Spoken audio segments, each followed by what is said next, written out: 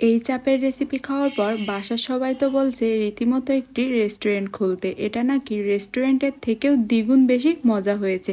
আর আজকের চাপ কিন্তু আমি তৈরি করেছি একদম ঘরোয়া মশলায়, কোনো বাড়তি মশলার কেনার ঝামেলা নেই। চলেন তাহলে চাপের রেসিপিটা আপনাদের সাথে শেয়ার করি।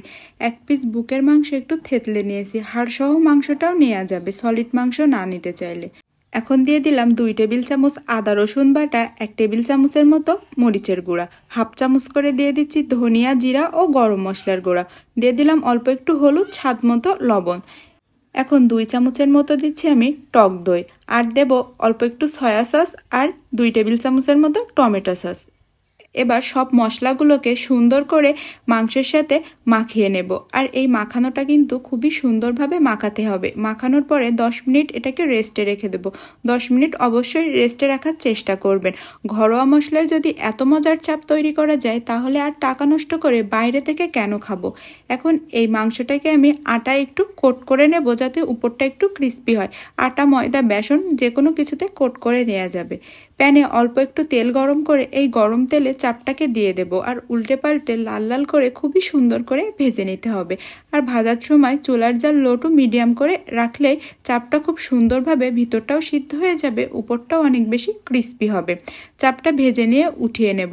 আর আমার এই চাপের রেসিপি খাওয়ার পর বাসার সবাই তো বলছে একটা রেস্টুরেন্ট দিতে, এই চাপ নাকি রেস্টুরেন্টের থেকেও বেশি মজা হয়েছে। আর আমি ঘরোয়া মশলায় এই চাপ তৈরি করেছি, কেউ তো বিশ্বাসই করছে না। ঘরোয়া মশলার চাপও এত মজা হয়, আপনারা এটা তৈরি না করলে বিশ্বাস করবেন না। এখন ওই প্যানে 1 মুঠের মতো পেঁয়াজ কুচি দিয়ে পেঁয়াজটা হালকা একটু ভেজে নিয়ে যে অবশিষ্ট মশলাটা ছিল, মশলাটা খুব সুন্দর করে কষিয়ে যখন তেলটা ছেড়ে আসবে তখনই আমি চাপটা আগে থেকে একটু ছোট ছোট টুকরো করে কেটে নিয়েছি। এই কেটে রাখা চাপটাকে দিয়ে 5-6 মিনিট খুব সুন্দর করে মশলার সাথে রান্না করে নেব।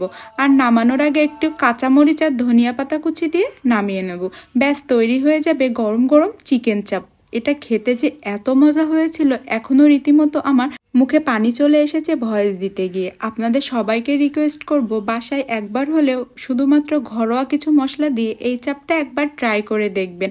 আর খাওয়ার পরে সবাই আমাকে ধন্যবাদ দিতে আবারও কমেন্ট বক্সে আসবেন, আমি 100% গ্যারান্টি দিয়ে বলতে পারি। চাপটা কিন্তু এখন পুরোপুরি রেডি।